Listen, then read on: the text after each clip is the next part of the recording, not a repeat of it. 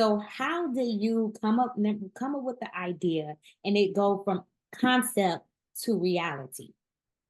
And for the record, guys, the link will be in my description box. Okay. So it was a process. There was a lot of mind shift changing of going from an employee um, to doing something entrepreneurial. And I started listening to podcasts that were very entrepreneurial. And I was like, hmm, you can do that? Like, I didn't know how to become an entrepreneur. I thought you were born an entrepreneur. I mean, I just thought, people were born workers, people were born entrepreneurs. I know that sounds really stupid, but I just couldn't figure out. I read Rich Dad Poor Dad. I read the Cash Flow Quadrant. I'm like, I have no idea how you make money other than working for other people. Okay, so that was where I was before. Now I'm like complete 180. Like I get it. And how that switch happened is I think is an important story. So I want to explain it so that hopefully it'll help somebody else out there. Please, yes. So I kept looking for opportunity. Okay, I'm hearing about this entrepreneurship on podcasts, and I'm looking for opportunities of like, okay, what can I do? Everybody says take your skills and talents and use them to make money. I'm like, okay, what does that look like for me? I couldn't figure it out. And then I'm cutting the grass one day. And at the same time, let me back up a little bit. At the same time, at work, I had to get my CCM within 4 years of hire. And it was coming up to where I was going to need to be doing that. And I had bought all these books and I had friends give me books because I just couldn't find, like, I'm like, something's missing. Like, they give you an exam blueprint and they're like, these are all the topics that we are going to test you on. And I'm looking at these books and they covered maybe half of them. A good book would cover half of the topics, but there were big things that I worked in case management, but I worked in healthcare for, at that point, it was over 20 years. And I had no idea what some of these words were. Like, because we did them, but we didn't label them as they were labeling them on this exam blueprint. So I was very frustrated. I was like, kept postponing my test like you did. Like, not, I didn't pay for it, but I kept postponing, like, oh, I'll Right. take it next time. I'll take it next time. I'll apply next time. And it was getting closer and closer. And I'm outside cutting grass. And this guy was like asking this other guy on a podcast, how do you, how do you get a business idea? And he said, if you see a problem and you say, I wish somebody would solve it, that's your cue that you need to solve it. Mm, And I was like, no, no, no, no. I cannot write. At that point, I had been writing nurses' notes for so long, those little fragmented sentences yes. that I Yes. couldn't write a proper sentence. We were homeschooling my children, and I actually outsourced when they got to like higher level, like middle school and high school, Yes. the English class because I couldn't write a proper sentence.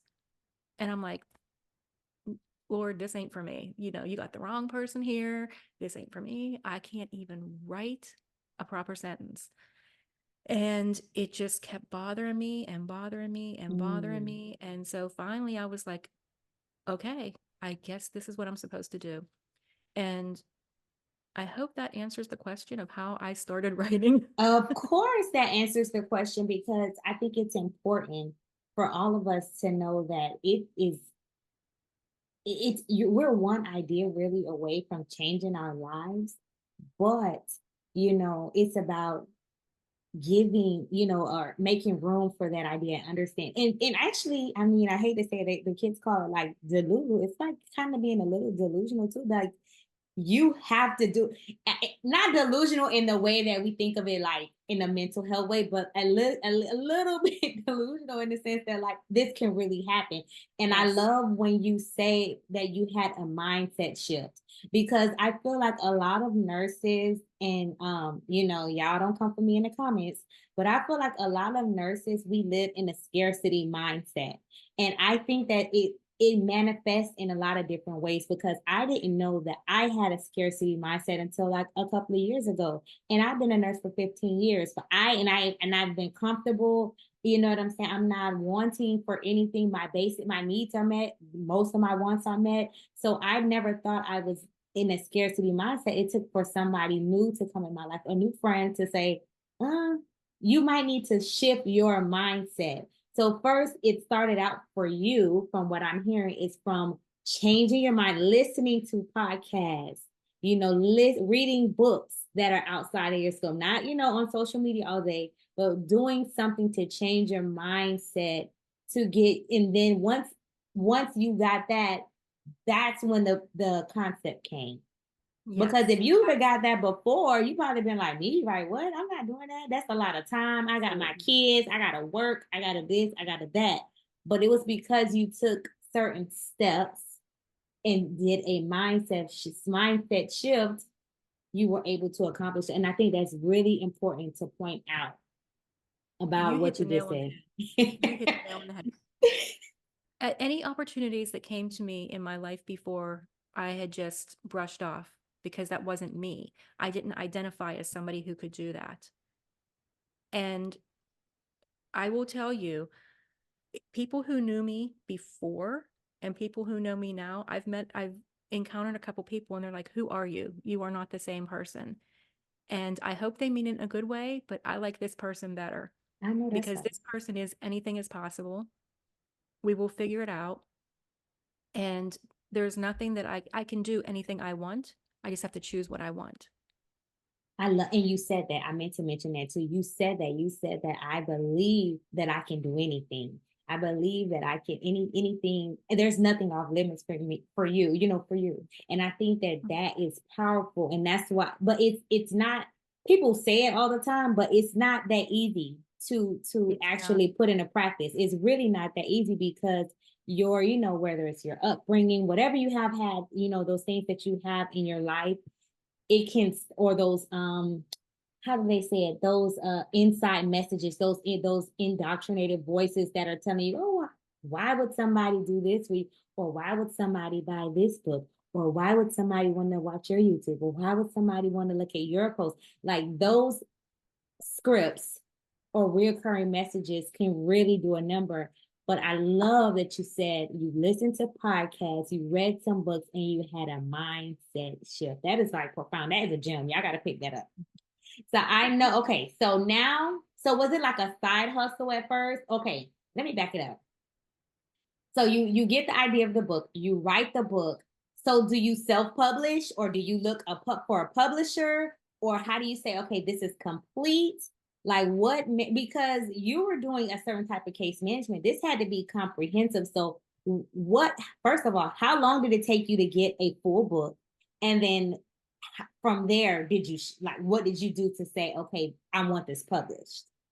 Okay, I'm going to tell you all the secrets because there are no secrets. Okay, and I hope other people will take this up and do the same thing in their areas because it's really important. We need more nurses that are doing this. We don't need people that are not nurses telling us nurses what to do and how to do it. Amen. We know, and we can teach each other. Okay, we know, and Amen. we talk to each other in a way that we understand. So I want to empower more people to do what I did. So I'm going to give you a lot of information. Um, the first thing I did was I stopped listening to the news. Okay. Anything Okay. negative, because negative, it sets up your mind for limited possibilities and limited belief. And there are actually studies. I just read a book. You can put the link in there with your Amazon. It's called Feel Good Productivity. And this man actually talks about how when we are in a negative space, it closes our mind and it gives us tunnel vision. There is a biological reason for this. We get excited, we get worked up, and our tunnel vision, we get those hormones going that are saying, oh my gosh, fight or flight. And, but when we are happy and when we are listening to positive, every morning I woke up and I've had a positive podcast and I would listen to that before I did anything else. Instead of looking at the news, instead of looking at my email, something positive to start your day. Okay. Happy music. I don't care what it is. Do something to make you happy. Because I know that doesn't have anything to do with writing, but it has everything to do with writing. You Yeah. can't write when you're in a bad mindset. You can't produce content when you're in a negative mindset and you're in a bad space. I had a history of being in a bad space a lot, and I needed to change that from that limited belief to that anything is possible. I had mantras that I said every morning. Before I ever wrote one word, I had to start telling myself every day when I looked in the mirror and brushed my teeth that you are a writer. You are an author and you are an entrepreneur. And that sounds so weird because I hadn't done anything yet. But that was the first thing I did. And I still do that to this day. I wake up in the morning and I have my mantras that tell me who I am. And part of it is who I am, and I've grown into it, and part of it is who I want to be because I am speaking it and it will happen. But I Mm. have to believe it.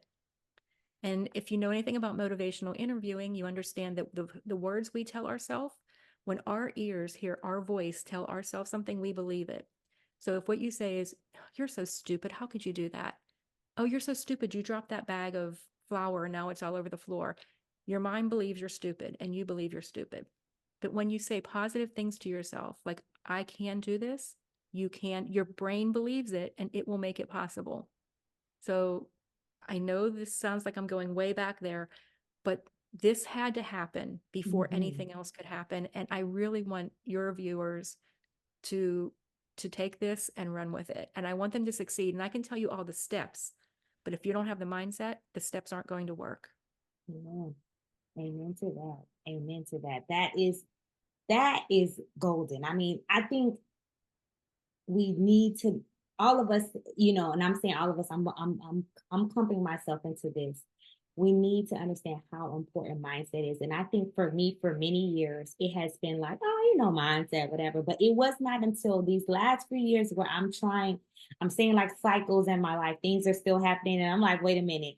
I need to change some things up. And then that's when I realized you have to have a mindset shift. And I think what was very important that you said is that speaking those positive things to yourself, speaking those words to who you are and to who you want to be. And also, um, getting a visual. I know people say that, but and a lot of people, but getting a visual of where you want to be. And this I think goes past the vision board thing, all of that good things. But I think actually seeing yourself in that capacity and starting to I don't know, better word, role play in that space to actually get you. You're gonna see a shift at some point. You're gonna wake up one day, you're gonna be like, oh wait, this is me. So I think that was very, very valuable. And so with the book, was it your side hustle and then it became Yes. your full time? Like, or did you say, like, oh, okay, this really picked up? Like, what was there a shift there, or did you just say, you know what, I'm gonna go, excuse my expression, balls to the walls and just whatever, I'm gonna hop out there and do this? So that is where we pick up after mindset. So you can't just have a mindset shift and not do anything. You have to Right. do. So the next step was to get up every morning. I am not a morning person. Okay. And I had to, but my son got up for school at 6 a.m. and he was a bear to get up and get out the door for school. So I got up at 5 a.m. and I had 1 hour window. And my friend Janine, she's a healthcare writer, and she calls it her power hour. And that was my power hour. I now realize where I would write. And so remember, like, they gave us this exam blueprint with all these things. There was like maybe 60 or 80 topics that were on the exam. And I had that list, and it was very overwhelming at first, but it's like, how do you eat an elephant one bite at a time? So I took Mm. one topic and I was like, okay, I need to research this and then I need to write it. So I was studying for the exam, studying for myself. I'm going to take this one topic. I need to figure it out. When I figure it out, I'm going to write it out, because one of the best ways to learn is actually the protege effect when you teach it to someone else. So now I'm writing it like I'm teaching it to somebody else. And then I highlighted it. And then I went to the next one and I did that. And slowly the page started to turn colors. I used a pink highlighter and it started to turn pink as one by one. So it was like, what's the next topic that I would like to learn about? And pick it from that, research it, write about it. Now, I will tell you, I did take a writing class because remember, I couldn't write a sentence.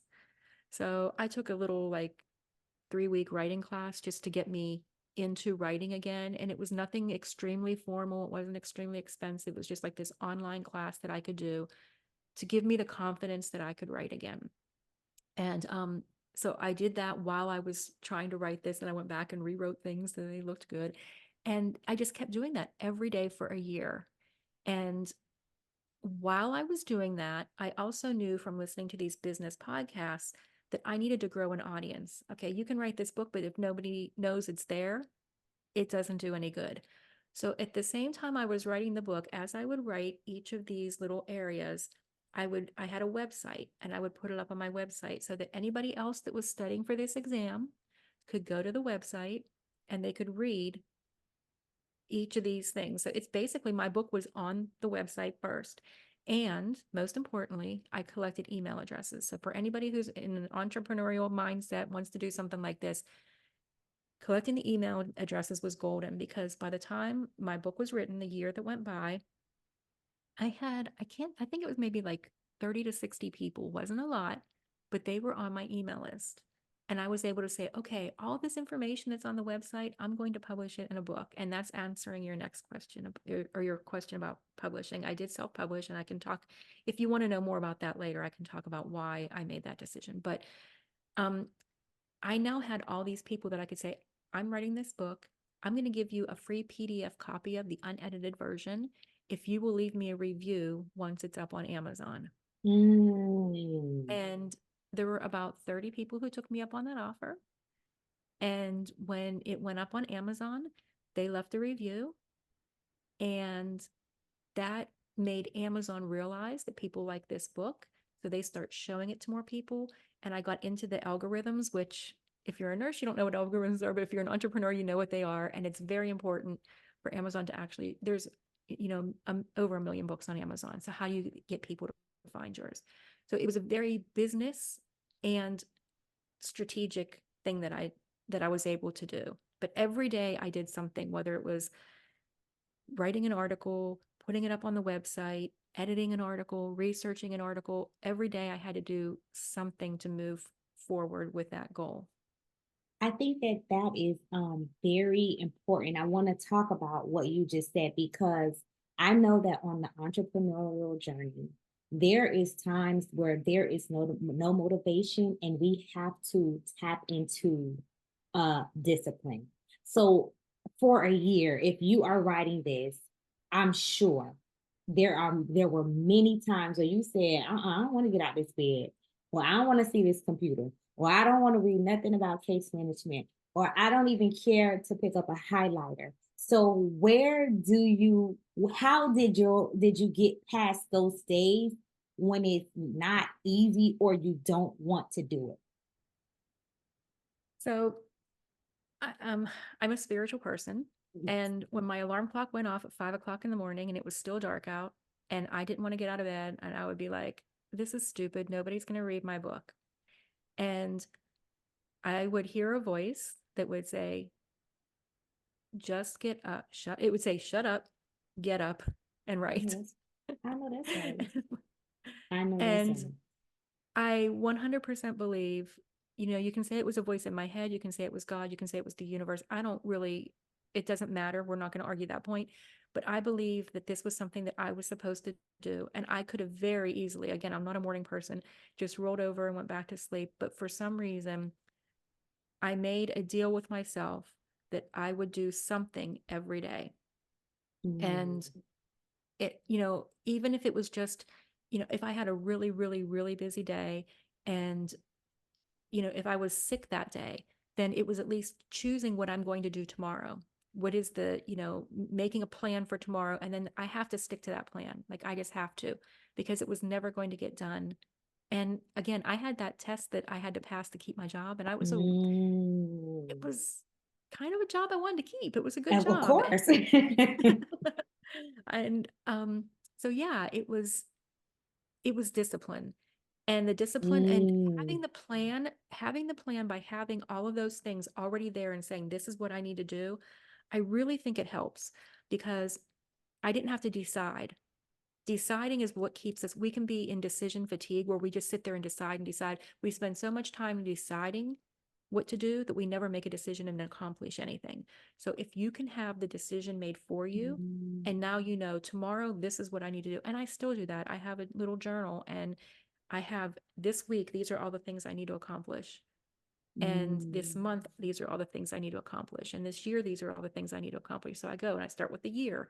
Okay, what am I going to do this month? And then what am I going to do this week? And then what am I going to do today? So that I don't have to decide. I make the decision once, and now I just go and I look at it and say, which of these things that I've decided I'm going to do am I going to do today? Yeah, that is profound. So I feel that is profound because I know for me, I know I struggle with it. And when it's sometimes I'm like, oh, I don't feel like doing it. I'm not doing it today. But if you want it bad enough, if you make I like how you said if you make the deal with yourself and you already have a plan, it just makes it you have to just push past the feelings because the feelings aren't even facts. Like you'll wait, you'll be over not being loved, you'll get over not that'll pass. But having everything laid out and pushing past and knowing that hey, I need to do this. I'm trying to do this for a greater goal. That's just absolutely profound. So when you started, when you once you have your Amazon reviews, everything is moving, you're still working. So question, did you ever think to yourself like because you know you have some entrepreneurs that say, I'm gonna pursue this, I'm gonna leave my job. Would you recommend that as an entrepreneur?